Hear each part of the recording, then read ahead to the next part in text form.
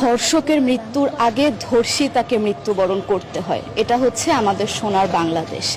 একজন ধর্ষকের জীবনের মূল্যকে এত বেশি যে তাকে ফাঁসির মঞ্চে দাঁড় করা যাবে না। আমরা বাংলাদেশে কয়জন ধর্ষকের নাম জানি যাকে কঠোর থেকে কঠোরতম শাস্তি দেওয়া হয়েছে, যাকে ফাঁসির মঞ্চে দাঁড় করা হয়েছে? আমরা কি আদৌ কেউ জানি না। অথচ আমরা কতগুলো যারা ধর্ষিত হয়েছে তাদের নাম জানি, অনেক বড়। এই লিস্ট আসলে অনেক বড়, বলে শেষ করা যাবে না।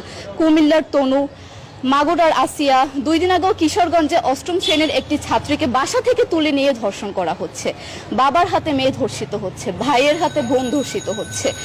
আমরা আসলে নিরাপদটা কোথায়? আমার মনে হচ্ছে আমরা যেন আইয়ামে জাহিলিয়া যুগে চলে গিয়েছি। মাঝে মধ্যে মনে হয় এর থেকেও খারাপ সময় আছি আমরা, কারণ ওই যুগে মেয়েরা অ্যাটলিস্ট সম্মান নিয়ে মৃত্যুবরণ করতে পারত। জন্মের পরপর জ্যান্ত মাটিতে পুঁতে দেওয়া হতো, আর আমাদের ধর্ষণ করে নির্মমভাবে তারপর মৃত্যুবরণ করতে হচ্ছে। যদি সরকার আমাদের ওই নিরাপত্তা নাই দিতে পারে, তাহলে সরকারের কাছে আমাদের অনুরোধ, আমাদের জ্যান্ত মাটিতে পুঁতে দেখ। আমরা বেঁচে থাকতে চাই না, আমরা সম্মান নিয়ে মৃত্যুবরণ করতে চাই।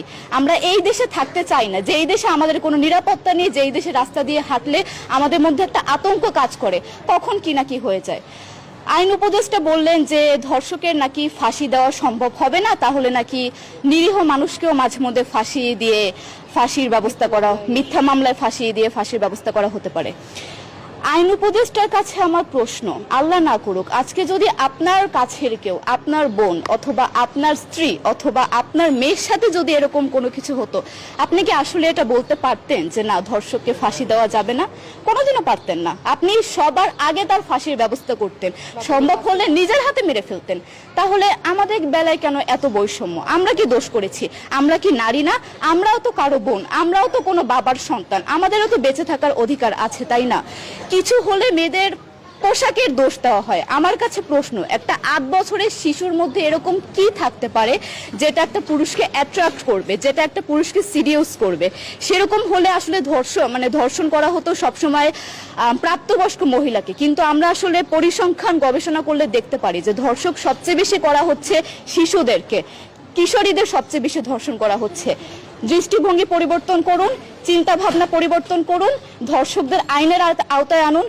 যদি আইন উপদেষ্টা অথবা প্রশাসন যদি ধর্ষকদের শাস্তির ব্যবস্থা না করতে পারে, আমাদের হাতে তুলে দেন, আমরা নিজেদের হাতে শাস্তি দিয়ে দিতে পারবো। এই সাহস আমাদের মধ্যে আছে।